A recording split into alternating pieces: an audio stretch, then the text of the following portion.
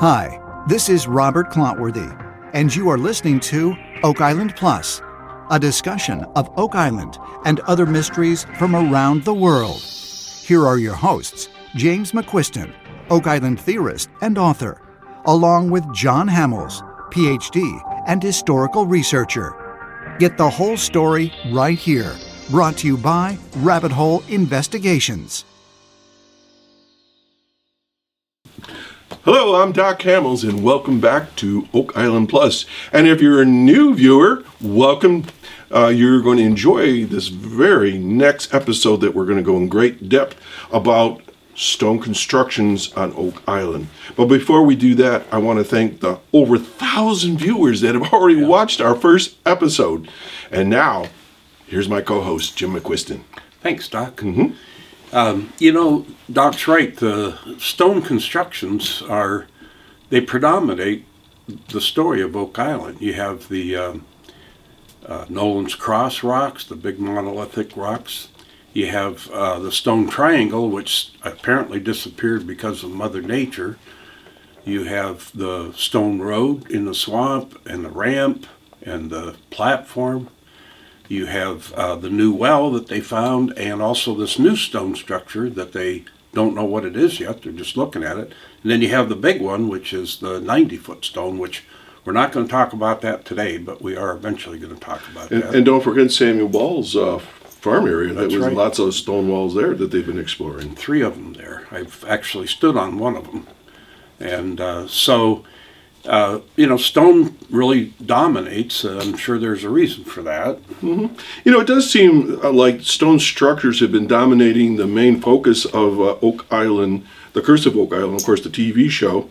And because when you think about it, Jim, if you were going to go and live in a new place, the first thing you would do is try to form a structure that was going to last some time.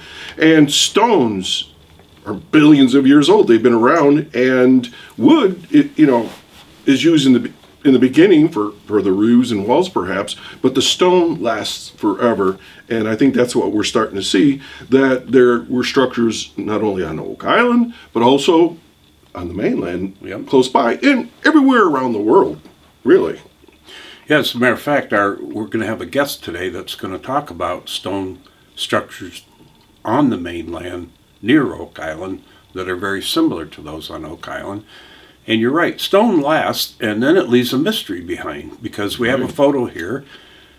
This is some of my travels, and there I am on the Great Wall of China. Well, that was obviously for defensive purposes. Definitely. But it's the only man-made item you can see from space. And what is it? Stones. And then next to that is, earlier this year I went to Costa Rica, and I got a chance to see those big spheres. There's over 300 of them. They have no idea. Nobody can date them. Nobody can figure out. And they're perfectly round from what I've seen. And then, of course, the big one is the pyramids and the Sphinx and all that. And that, I think, was part monumental for the death of the pharaoh, but also just to for bragging rights, and it stood the test of time. So we thought we'd focus an entire show just on stonework, wells, walls, and roads, oh my. Right, and there are enough stone walls, according to what we've researched, in New England and in Nova Scotia, all that area, to wrap around the earth 10 times. That's a lot of stone walls. Crazy. But I brought a couple of just props real quick, and I think we're going to see this pretty quick here in the show. But you can help me, because I know you studied this a little bit. But when you look at a stone wall, there's primarily large, round stones that kind of are like the structure of it. And then you have the flat stones. And I know this seems pretty simple, but when you look at the way these walls are built, there's a particular style to it. And then they have these little guys. What did you call these? Hardings? The hardings, or just rubble. And they just fill in between the cracks to keep it all level. And this was predominant in the centuries, all the way back to Roman days and into Oak Island and all across the Nova Scotia, New England, and so forth. And so all these stones kept the walls up after hundreds of years. And these are the same walls that I've researched that you find in Scotland. Yeah. In fact, they call it the Scottish double dyke wall. Right. And the purpose of it, you have large rocks on either side, and in the middle is that harding or rubble. So they're actually leaning a little bit. So you can imagine if you just built one wall right straight up, it would topple for some reason eventually. But these two are leaning against each other, and they last for centuries that way. And that's what's on Oak Island. That's the way Samuel Ball's rocks are put together. You know, I was traveling with my wife this weekend down into Pennsylvania. I was seeing all these walls, and they're not built right. They were falling down, and all they are is just on top of each other going, that should be a Scottish wall. They're not. Scottish walls. We're learning more about walls than we ever thought we'd dream of. And you know, you mentioned New England. Nova Scotia, a lot of people probably don't know this, but Nova Scotia was actually part of the original New England grant. And they had an issue with the French being right up in Canada, and they needed a buffer. And that's how Nova Scotia came about, because they gave it to Sir William Alexander to bring his Scots mercenaries basically over there to protect New England from New France. Now, which king was that? I don't remember. Is that James? King James is the one that started it. And the idea was, we've got to protect this infantile community that we have going at Plymouth, because they literally could get down here in 3 or 4 days and wipe out the whole community. And so that's how it started. It was a buffer zone, and it actually has had many battles, particularly between the French and the English up there. Now, we're talking about the 1620s? 16, in that range. So it goes back a ways. Yeah. The French were there about 1604, and then Alexander got Nova Scotia, received it in 1621, but he didn't get there till 22 or 23. There's some discussion that needs to be done about that. But we're going to talk about that in another show, aren't we? Yes. We're going to go in Probably next time. Detail on that. Yeah. So we have a special guest today. His name is Art Guinness, and he lives up there in Nova Scotia, and he's been feeding me information for a long time, and one of them is that William Alexander's name is on a museum up there near where he lives, on the wall, saying that he surveyed Nova Scotia. Well, King Charles, the son of King James, also said that he surveyed Nova Scotia. So, you know, there's a little bit of credibility to that story, even though history doesn't say that. And that's one thing about this whole procedure, is that it's the same way with science. If somebody is on the cutting edge of science, they can't realistically be peer reviewed by other scientists, because they're on that cutting edge, and not every other scientist is. It's the same way with rediscovering history through old documents, which we're doing in a way that really's not really been available. I've never seen it. Right. We're comparing a document from the 1600s, literally a Privy Council minutes, to a book or a letter or whatever. We're doing a comparison to come up with our story. So you end up sort of fighting against the establishment or mainstream, even though I don't like to get into conspiracies, but your stuff is outside the mainstream just because it is new. So it takes a while to get people convinced. It takes a lot of information to convince them. But anyway, Art, he's a solid member of the Rabbithole Investigations team, because he's gone down as many as we have. Right. And he also happens to be related to the Strachan family, which is also part of my Oak Island tale. And we actually helped him trace back. He had gone back quite a ways, and he told us how far back he got, and then we took it back a little further for him. Doc went one angle, I went another, and pretty soon we had the guy. Down the rabbit hole we went. So he actually descends from a man who claimed, at least, the knighthood of Nova Scotia, that was part of the Strachan family. From Scotland. Yes, right? Several people did, but He was one of them that did. He was also a playwright, which was interesting because Sir William Alexander was a playwright, and his name was William Alexander Strachan. So it's all so tied together. It's just unbelievable how it's tied together. So anyway, Art's going to be a good guest here, and we're going to give him a call here in a little bit. Okay, so do you think Art's ready for us to give him a call? Yeah, I told him around this time I'd be calling him. So. I say let's give him a call and see what he's got to say. And I know he sent the photos ahead, so let's hear from him. All right. Here we go, right here. Hello. Hello, Art. Hello, James. Yes, I'm here with Doc Hamels. Good afternoon, Art. Thank you for joining us. Good afternoon. We are just absolutely thrilled that you sent us all these photos, and I think at least two of your discoveries are going to be extremely significant. So I thought we would just go down to the photos and talk about them. And the one that I'm most excited about is the road that goes along Gold River that appears to go up to New Ross. I just wondered how you came upon that in the first place. It started with when I was reading your books and then reading some of the other things some other people had written and so forth about New Ross and the settlement there. And it just got me intrigued. And I was on Google Earth one day and I zoomed in and I started following right from the Gold River from New Ross right down to Gold River, the town. And I noticed that I could see very clearly that, and I had no idea when these roads or old wood roads or path roads and so forth were built. But you could see where there was almost a continuous collection of this leading all the way from New Ross right down to the town of Gold River. Some of them are very clear, easy to spot. Some of them are, it's kind of disappear off into wooded areas, just looking at it from Google Earth. But with there being no straight lines in Mother Nature, when you see a straight line of something in the forestry, that automatically makes you wonder. So that's what took me up, and I figured, well, I'll start at the Gold River end and just take a walk and see what I can find. And that's where I stumbled across this stone road. So it's quite intriguing.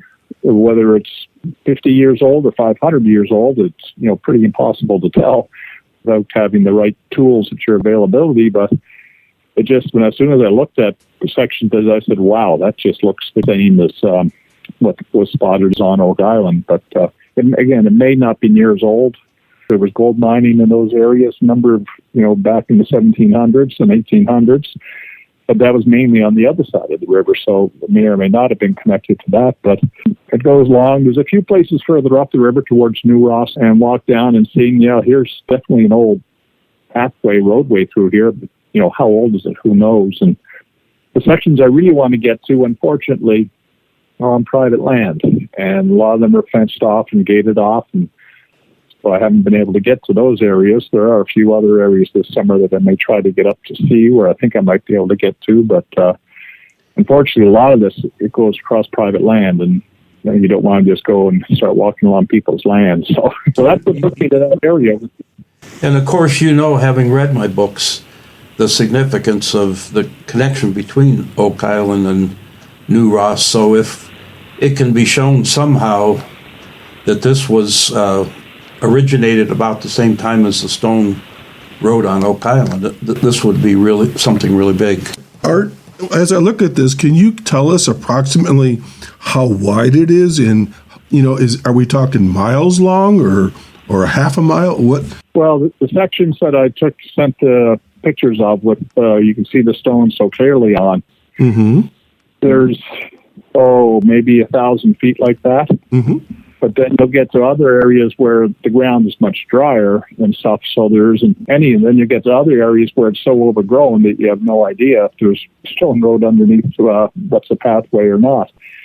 It's very rugged terrain when you're going up through there. And even the section down towards Gold River that I sent you the pictures on, you get up there to a certain point, and all of a sudden, from what I can see, it looks like they turned and went directly inland, basically because what was ahead of them, you never would have got a horse or a cart or anything through there. It became extremely rugged.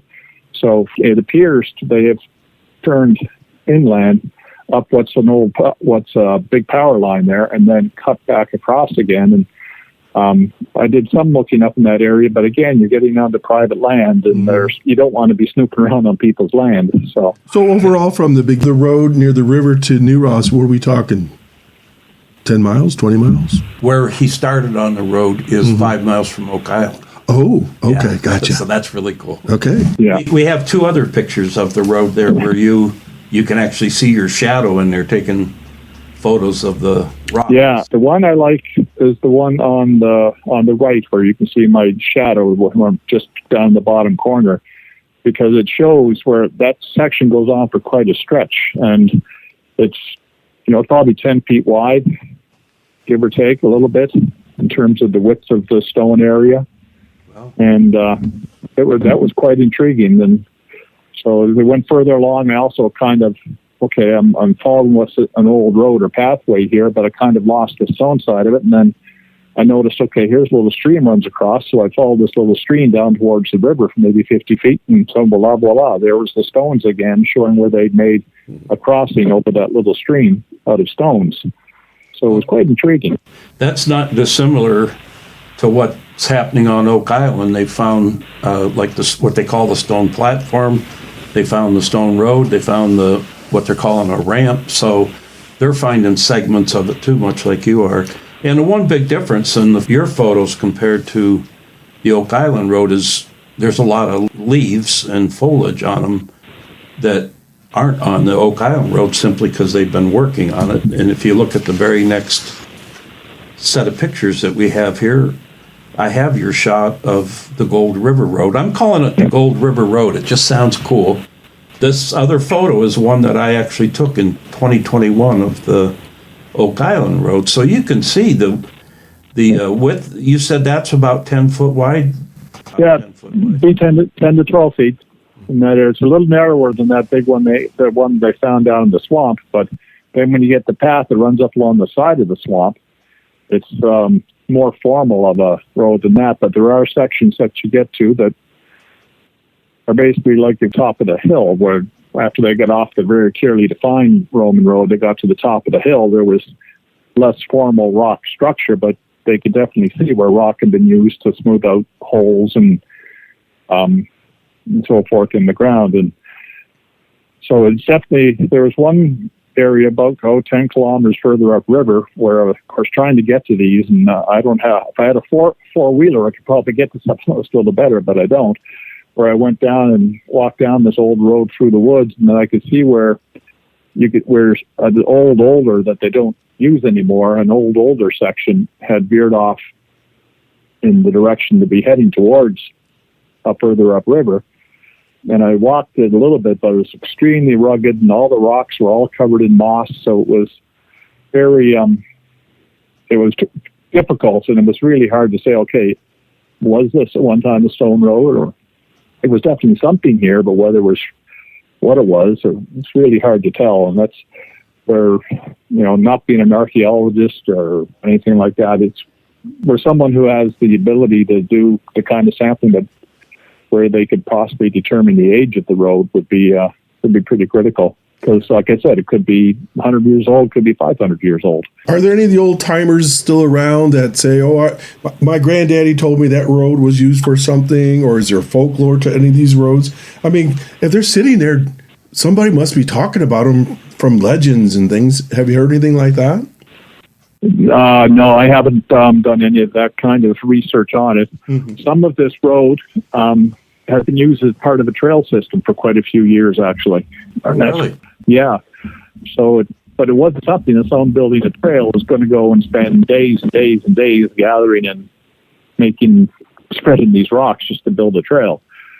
But as I mentioned, there was gold mining done in the Gold River area, of course, over the years. But from what I can see, that pretty well took place on the other side of the river, not the side of the river that this road is on. Someone may know exactly how or why it got there, but again, I don't live in that area, and I don't know anyone in that area. When I first started looking into this, I just assumed that there had been a cart road of some sort to follow Gold River up to New Ross. I think they were just using Gold River as a landmark from the bay to get up to New Ross, and they would have to have cart road. You know, if it was just oxen or horse, they could just walk on a path. But a 10-foot wide stone road indicates that they had a cart or a wagon, something like that, to travel on there. Yeah, and I have seen indications where, like I was mentioning, that this road went along so far that all of a sudden it appeared to turn inland, which it would have had to, because you couldn't have got a cart through if you kept following right along the riverbank from the end of this road onward. You could not have got through there with a cart. It's difficult enough just to get through there hiking. So, but there is an area that appears to be where the trail turned and went uphill. I walked up that for a bit. Then you also get the spot where it appears to heading back upriver again. But again, they're in the private property and the house is just right there, and you don't want to be the next chapter of Deliverance. If you take the time and you look on Google Earth and you zoom in, you look for straight lines following somewhat parallel to the river. And then if you can get the LiDAR maps, which I downloaded quite a few of the LiDAR maps from along there, you can see what appeared to be old type road beds showing up. But trouble is trying to get to them. That's the challenge, because you got, private roads and roads with chains across them and roads with signs saying enter at your own risk, that kind of stuff. So I'm not prepared to take that risk. On this next slide here, I actually have the two Google Maps you sent, where one shows the extent that you've traveled of it, and then a zoomed out view, and you can see where you were with the red arrow up at the top left of that photo. Yeah. And you can see where Oak Island is. And so that there was a cafe there, a bean cafe or gold bean cafe, something. I took a reading from there to Oak Island, and it was less than 5 miles. So it's in such close proximity that it has to be significant. You got two similar roads, 5 minutes apart from each other. Art, you mentioned Portuguese, and we're under the impression that there was a lot of Scottish or French influence in this area. Do you lean a particular direction, or just from what you've seen? Could you repeat that, please? In our research and in Jim's books, we see a predominance of the Scottish influence in Nova Scotia, and we know that some of the walls that we've seen similar to the construction of Scottish walls in Scotland and in Ireland. And you mentioned Portuguese, and I was curious, did you have an idea that it was Portuguese rather than Scottish, or what was your thinking on that? I don't really know on that so much. It could be like they're the same. Like the same roads appear in Portugal and appear in Scotland and appear other places all over Europe. They're all based on Roman influence. And like it was the Romans who had this method of building roads, and that became adopted by the Portuguese, by the Scottish, by the English, by the French, by Germans, Italians. Okay, super. Yeah. With the roads, it would be very interesting just, to find as a starting point before to try to get a date off of that stone road somehow. And I don't have access or knowledge to be able to help with that part of it. But if we could ever get a date off of that somehow, that would be most intriguing. Yeah, if we could move this up the food chain, maybe somebody with the right kind of finances and science behind them could find a stick or something that could be carbonated. But it's so exciting. And also the stone walls you found, particularly at Medway. But the next slide, if you look at it, this is 3 walls that are all within miles of each other. One is the Samuel Ball wall, one of his 3 walls. They only talk mostly anymore about one wall, but there's 3. I've been there, and I actually stood on this wall. And then the Liverpool wall, which is a straight-on shot, which shows the fill in the center. And then the Port Medway wall. They were all built the same way, with the larger stones on the outside and the fill in the middle. Yeah. And you had told me once about the Liverpool Museum, something you found there? Yes, the Liverpool Museum. They had it on their wall. that one of their facts for the history of the area. They had it up there about how Sir William Alexander himself had actually been in Liverpool and had surveyed the area. It was quite an interesting history in Liverpool. It was one of the first places actually settled in Nova Scotia. The French were coming to Liverpool back in the mid-1500s and trading for furs and so forth with the indigenous peoples. And the French ended out, I guess, being the first ones actually selling it right around the turn of the century, around 1604, I think, is the first time they were in the area. There's lots of talk about them having, the French being in Port Mattoon back in the 1604, 1605 time, but they were also settled in Liverpool at that time. But the French were very well aware of the Liverpool area long before that time, because they had been coming there and trading with the local indigenous peoples. So it's quite interesting. The stone walls in Liverpool pretty well run along property lines. Okay. But they are old, so they've been there a long time, but they pretty well follow along property lines. The more intriguing area is the Port Medway area walls. It's actually between Port Medway and Mill Village. And I stumbled across the first ones. Just before we go there for a minute, one thing about Liverpool is that what was called Rabbithole? Yes, Port Rabbithole. Okay, because that is on William Alexander's 1624 map as Rabbithole, so he was aware of it. Yeah, it's the only village along that whole coast that is on that 1624 map as well. So obviously, it was somewhat significant at the time. Yes, that's true. It's a good point. Well, especially if that's where he got off the boat to do his surveying. Well, the very next slide shows why these walls may have been built this way.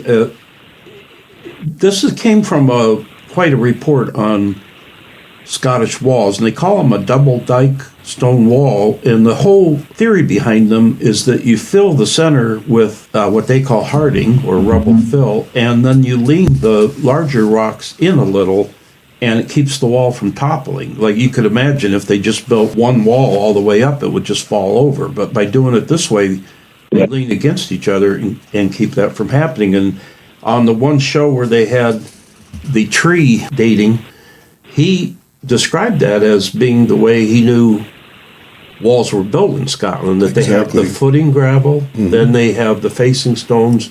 Nobody used the word harding. I just found that in that report. Everybody just said rubble filled. And so it's so similar to those three walls that we just looked at.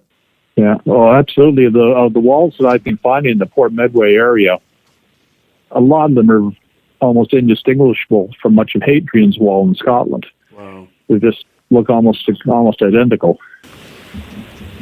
And so the next couple pictures we have, this is not what you term the W or M wall. This is a different wall. Is that correct? Yeah, there's three sets of walls that I found in the Port Medway area at this point, and they're all very close to each other. The very first ones was just about maybe a 75-foot section of wall, and unfortunately, they've run a road right up through this area, so it's hard to tell how far this wall actually went, because I actually spotted it driving by it on the road, so pulled over and went and had a look, and how far that wall actually went, we don't know, because the road was built through there, so it may have stopped from what I see now, or it may have gone for another 100 feet. I have no way of knowing. But it's a relatively small section of wall, about 75 feet long, runs 5 to 6 feet high, and it's right beside a big mound. For when they were clearing for the road, they just pushed all the big mounds off to the side of the road and left them there. It's not the way they do it now, but it's the way they did it then. And as I looked on that mound, it's on that rock wall. It's on one side of the mound. Then on the other side of the mound, I noticed a bump in the ground, I guess you would say. It's just like a mound when they used to divide fences off. But I looked and I followed it in a bit, and I came across, coming out the other side of where they dumped all this debris from the stone wall, an L-shaped wall came out of there. And try as I couldn't get a picture that would show it well, but there's a little L-shaped wall comes out of that, which was kind of interesting. But the biggest of the structures is what I call the W structure.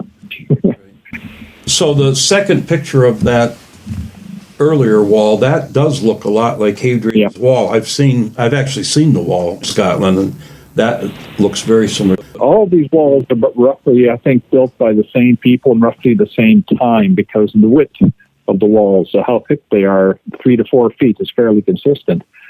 The W wall is the most interesting one because it's massive.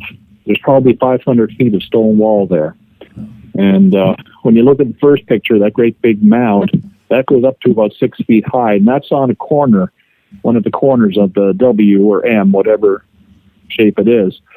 And you can look in the background, some of the other pictures, see some of the other sections of wall. It's really hard to get a good picture showing it, but it's quite a massive section of wall. And it was, I can't imagine it having been done for agricultural purposes because you couldn't farm that land. You couldn't graze animals on it. It's extremely rugged, extremely rocky, swampy, marshy. It's very rugged land. It's not an area known for agriculture anyway, but it's because the land is that rough. So that leaves you with forestry, but why you build stone walls for forestry, I don't know. And then the others, again, there was gold mining in the Port Medway area as well, but most of the gold mining was not done in this area. It was done a little bit further east and a little bit further north. And it doesn't appear from the LiDAR maps to be the debris from the gold mining like you can see when you get up in the Mill Village, east side of Mill Village, or west side of Mill Village. You can see on the LiDAR maps where they had been doing that up there. So they would make wonderful defensive walls, because if you were hiding behind the W or the third section of wall that I didn't send James pictures of yet, but I'll talk about it shortly. If you were to stand your people behind that wall with bows and arrows or guns or whatever you had, as people were struggling to walk up through this extremely rugged, stony ground, they would just be sitting ducks for you because there's no way they could run and attack you quickly because they'd be rolling their ankles, they'd be tripping, falling over rocks, and it's extremely rugged. But, you know, what they were put there for, how old they are, who knows, but it's no one I've asked around here, because I live just in Mill Village, just up from where all these walls are, and no one around here seems to know where they came from. I may not have hit the right person yet, there might be somebody that knows, but no one seems to know why or how they were put there. Because Port Medway was a very active town back around the same time as Liverpool. As Liverpool was being settled, Port Medway was growing up at the same time. What's interesting about that is that these obviously aren't a land border wall, not in the shape of an M or a W. They're obviously not for clearing fields to plant, but your idea about them being defensive walls fits with my opinion of the walls on Samuel Ball's property, because I've seen them and they are in random positions.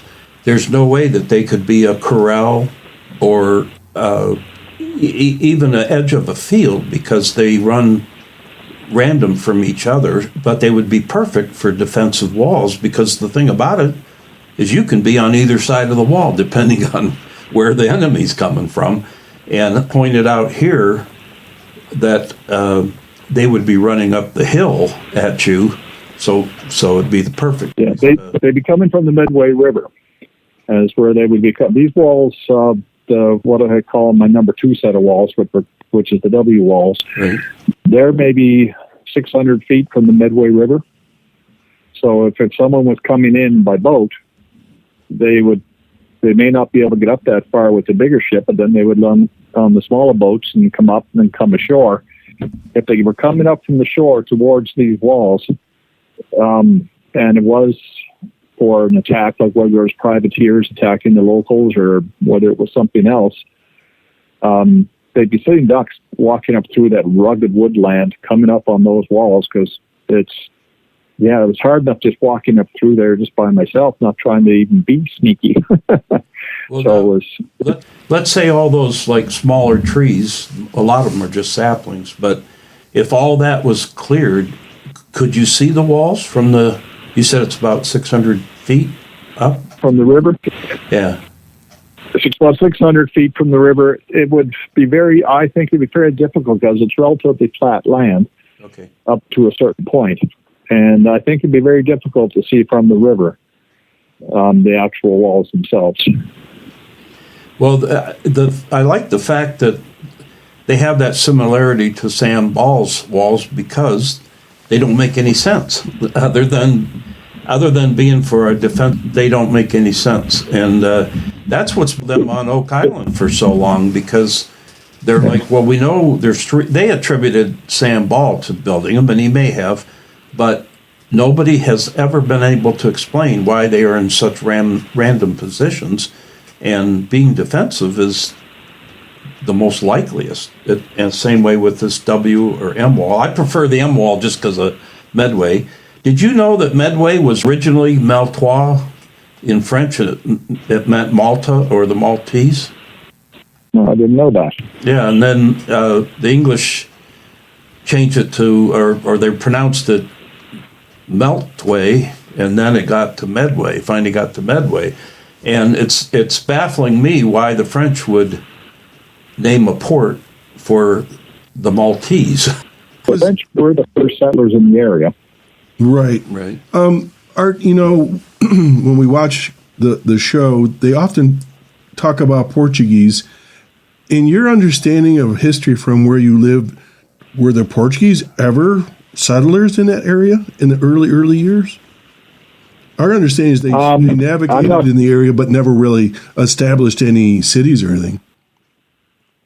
Yeah, I don't know. I'm not really much of a historian. I never really got into history until I started reading James's book and watching Oak Island. That kind of got me interested in it a bit. James will never be forgiven. And so I've never heard of people speaking of Portuguese settling the area, but that doesn't mean, like, I just recently moved here, so it doesn't mean it didn't happen or hasn't happened. But it's always the French and the English that you hear being discussed for being in the area. And when you say English, do you mean Great Britain, including Irish and Scots? They talk about the English and about the Scottish for sure. Whether it's the Irish are included in that, I don't know. But man, there's no country with more stone walls than Ireland has. Down in New England, which Nova Scotia was actually part of New England in the original grant, and then they re-granted that section to William Alexander. But down there, they have similar walls, and we watched this video, Doc and I did, where this very knowledgeable person said that there's enough walls to go around the earth 10 times in New England. And he was one of the men who discovered that magnetic north is traveling. And the way he did it was he started taking GPS readings on these walls, and in one section he'd noticed that they were all, like, say, 7 degrees off of magnetic north or whatever.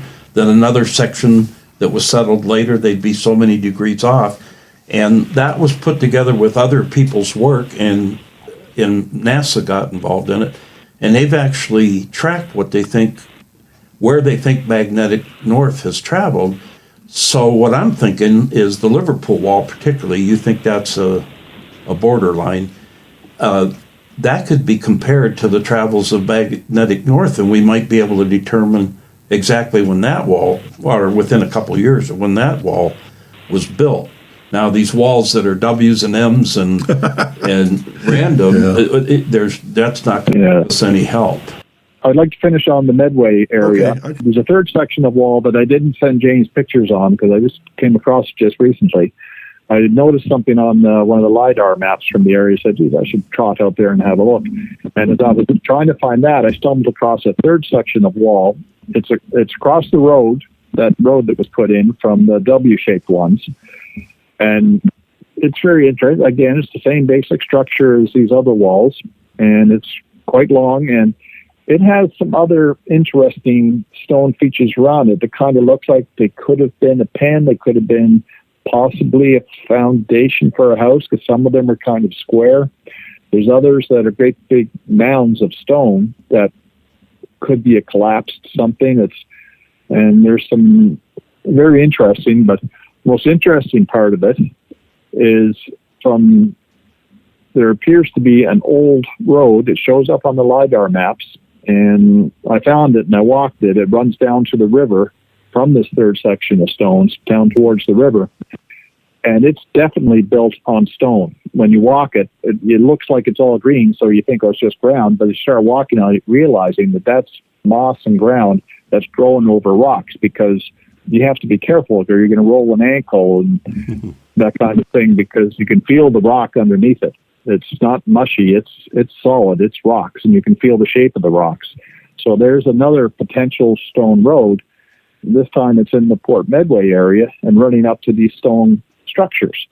So it gets more intriguing the more I look at things. And what you're helping us and everyone else discover is that the stone structures on Oak Island aren't necessarily specific to Oak Island. You can just go 5 miles up the bay and you can find another stone road that matches pretty well, and you can find other stone walls. Yeah. So something much bigger. This doesn't discount the importance of Oak Island, but something much bigger than Oak Island was going on there, and it needs to be discovered. Who, what, when, where, and why. Art, have you been on Oak Island? I haven't done the tour. I did a number of years ago. I went in there just to have a look. I looked around the museum, and it was before the COVID thing hit, and I was walking across the parking lot. Rick Lagina was walking into the research center, and so I kind of flagged him down, went over and thanked him for the work that they're doing. Let's shake his hand, and we had a brief little chat. So that's been my experience on Oak Island. I haven't actually done the tour or been around it at all. Okay, so basically, I guess the question I have is, if you're standing on Oak Island or you're across the bay, it looks kind of similar, right? As far as the land, the stones, the trees. Yeah, it looks similar. The Port Medway area is much more rugged than what's on Oak Island. Okay. Much more. Yeah. We're going to close, but I just can't say how much we appreciate this. Absolutely. I know Doc appreciates it. Oh, yeah, I've been taking notes the whole time. We've been so excited about this conversation, and you'll be able to see it when we get all this processed. Yeah, well, I'm going to do some more looking over once we get further in the summer. Right now, it's tick season here, so I'm not going into the woods. We have them here too. But I don't want to be like Rick Lagina and end up getting Lyme disease. You're right. But sure. There's a few more areas around those Port Medway ones where there's weird things on the LiDAR maps that I want to meander into the woods and have a look at for sure. But I also want to try to do some more on the road between Gold River and New Ross. Because to me, that's got the most history to tell if we can ever establish that, yes, there was an old road there. But got to try to find places where I can get down to, when I look at it on the map and see, okay, there's a clear spot. Then you try to go down the road to get to it, and they're all private property and blocked off. So that's the biggest challenge there. All right. Well, thank you very much. Absolutely. Thank you, Art. I'm sure I'll be in contact with you in the next day or so. Let you know how we're doing. All right. Great. Have a good one, gentlemen. All right, you too. And thanks so much. Bye-bye now. Thank you. Wow, wasn't that a great conversation? Art's definitely a member of the Rabbithole Investigations. And he's our boots on the ground, too, Yes, boots on the ground. So I actually have a little clip of Oak Island that would be fun to watch right now. This has never been seen by anyone. It's only existed on my iPhone camera. But I got there in 2021 right after the shutdown of the swamp dig because of the Mi'kmaq artifacts that were found. I remember that. There were actually, I know of at least 4 that were found. And so Charles Barkhouse took me up there, and he was showing me the dig site, and we'll play it right here. And you can see that it was very extensive.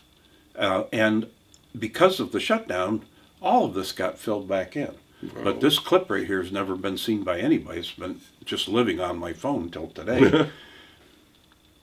Wow, that was really some great stuff, Jim. Stone roads could have had multiple uses. I mean, it's not always just one-dimensional. Horses and oxen, as we know from certain evidence that they were there on Oak Island, wouldn't really need... They weren't needed unless there was a reason to pull carts or wagons, right? Just don't build a road just to ride a horse. Yeah. And there's also evidence that these stone roads could have been used for drying fish or beaver pelts, because what do we know about Nova Scotia and all that area? huge fishing industry, and the Mi'kmaq were trading beaver pelts, right? Right. And so these stone roads could have been used for drying, right? You know, in fact, a French explorer named Denis, I'm not sure how you pronounce it, he wrote in 1632, the same year that the Scots left, that the Mi'kmaq were bringing beaver pelts down from New Ross, down Gold River. Now, none of those places had those names back then, but they traded them in Mahone Bay, and I see that stone road as a place where they could anchor their canoes, and tenders from the big ships could come right there too. And what are we talking? We're just talking a few miles here. We're not talking great distances, right? Yeah, the as we pointed out in the video, where Art started exploring that road is only 5 minutes from Oak Island. I mean, that's very close proximity. Yeah. So, and you know, a lot of these walls were just put together from clearing fields, or maybe a foundation for a house or something. Then on the other hand, you mentioned the French and the Scots and the British and everybody arguing and fighting over the years. I suspect they probably were used, like we talked with Art about, in fighting their enemies for defense and so forth. And gosh, there was just so many uses for stones and rocks, walls and roads. But you know, we got a few more surprises in our second episode here of Oak Island Plus. well, you know, speaking of stones, up at New Ross, there's a stone foundation. There's a stone well. It's mysterious in the sense that the water's always good in it, where most of the wells have traces of like arsenic or something in them that they have to treat them. That water you can drink right out of that well. And it sets near what appears to be a foundation of, they like to call it a castle, I call it an estate, but it actually slops over. In fact, that was the first book I think you were involved with, which was Oak Island and New Ross. Right. We found several links, and Steve Guptill from the Oak Island team helped. Right, he's a surveyor.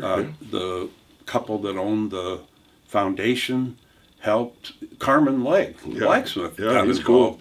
And this curator over in England that found that painting. So a lot of people were involved in that book. And but there's another team of investigators that have been working up there on and off.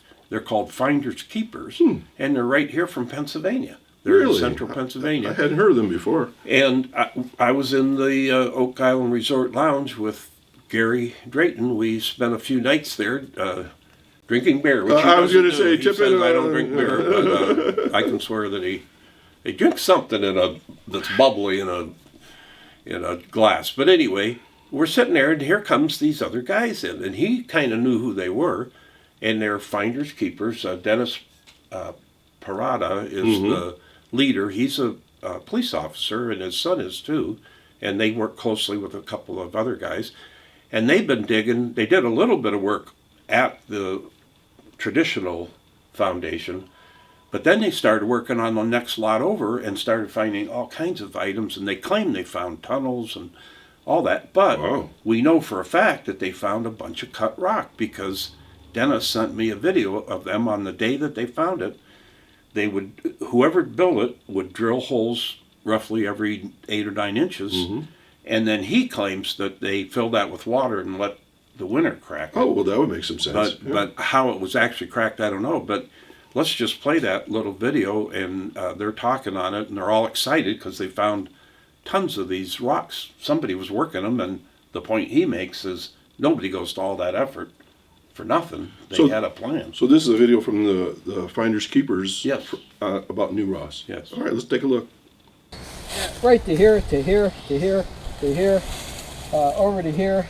It just keeps going the whole way down across. This one here is the same way. This one here, it's right in, down through here. He's got more of these rocks up there. That's all we're finding today is these split stones. There's one here, here, here. This is crazy. And that looks like it got split right off of that. Perfect square cut. What I'm saying here basically is that you don't come around and drill all these holes in all these stones here. And winter comes, you split them up with the ice, and leave them. Somebody did a lot of work here, splitting a lot of stones and left the rocks behind. My theory was they started the castle and they never finished it. They died with the bubonic plague. That's why I'm still backing up the theory. The castle, the church, everything was started and it was never finished. I think all the dead bodies are up here in New Ross, and if I had the guts, I'd take the backhoe we have right now and I'd dig it up. But I'd get thrown out of Canada. So we're going to do it their way for now. Yeah, you know what? We did some research, and I think I found this video for us. You did. And his name is Professor John Delano. Ring a bell? Yeah. Franklin Delano Roosevelt. Exactly, the president, who also was involved with Oak Island over the years, as I Everything's recall. connected. Connective tissue, they call it. Well, this John Delano, he was one of the people, and I know this seems kind of, you would think kind of odd or silly, or why wouldn't you have thought of this before, but actually proved magnetic north. I mean, we always say, oh, that's true north. Well, true north and magnetic north are two different things, I believe, right? And he compared the geographic north to magnetic north as according to the walls of New England and so forth. And he looked up the deeds. And so evidently they built their walls. Now, let me see if I got this right. According to what was true north at that time. At that time. But according to Delano, the Earth shifts a little bit over time. Or magnetic north shifts over time. You're right. And so now what was built maybe 400 years ago is off by a number of degrees. But that's a telltale sign of dating something. You can't date a rock just by looking at it, and for the most part. Well, at least I don't know how to do it. But if you knew a wall was positioned at that time north, and now you take magnetic north, you could, tell me if I'm wrong here, but I think you can calculate when that was built. Within reason, yeah. I talked to Doug Kroll about the stone triangle that's now gone. Mm-hmm. Luckily, they have some aerial photos of it before it washed out. Mm. But I said, you do know that magnetic north is not probably where that was pointing. He said, yeah, we've already taken that, factored that in. But that's what I was saying to Art, that wall in Liverpool that he says is definitely a borderline. Mm-hmm. They could look up this information about the travels of magnetic north, and they could probably put a date on that wall. There you go. So it's so exciting. In this, John Delano, he actually ended up working with NASA on this project. So he's got quite a few credentials. And well, let's listen to what he has to say. The names of people, the size of the properties, the location of the properties, the histories, and so forth, that can really be very engaging. So I hope that you enjoy your explorations. These walls do have a story to tell. Doc, there's one last thing. What's that? We have to talk to AI. Okay. Now, what I did was I used an AI draw program, and I said, AI, draw AI. Draw herself? Yes. We still got to give her a name. Well, I thought maybe Fiona. Oh, Fiona it is. Okay. So we got to see who. Fiona is artificial, right? Artificial, like, apparently. All right. Hopefully she's intelligent, too, because we're counting on her. And this is what she looks like, okay, which is kind of a little odd. But I asked her, what is the source of the stone walls and the stone roads in Nova Scotia?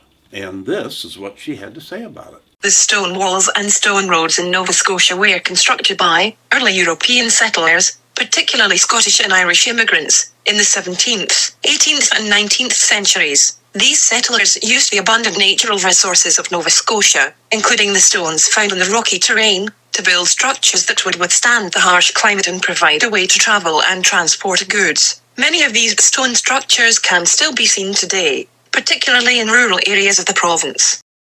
Well, that about does it for this episode of Oak Island Plus. And wow, we really talked a lot today and packed in a lot of stuff. Jammed it in. And that's what we hope all the shows are going to be. Like next month, our intention is to introduce you to William Alexander, who's our chief suspect. We're going to kind of come up with a unique way of doing that, but we don't want to spill the beans yet. But it's going to be just as jam-packed as this one. Maybe not so heavy on the photographs, more on the audio. But that's coming up in mid-June. This one is this is mid-June. That one will be coming up in mid-July. And we're so thankful for all the people that have logged on. We've had over 1,000 on this first episode, and we expect that. We hope that will grow and grow. Well, it's time to say goodbye. And as Jim said, please check out our Facebook page, our website, and of course on YouTube, Oak Island Plus, and share, and subscribe. Yeah. We'll see you next time. Back to you, Jim. Thank you, folks. We enjoy this a lot. You can tell. Take care.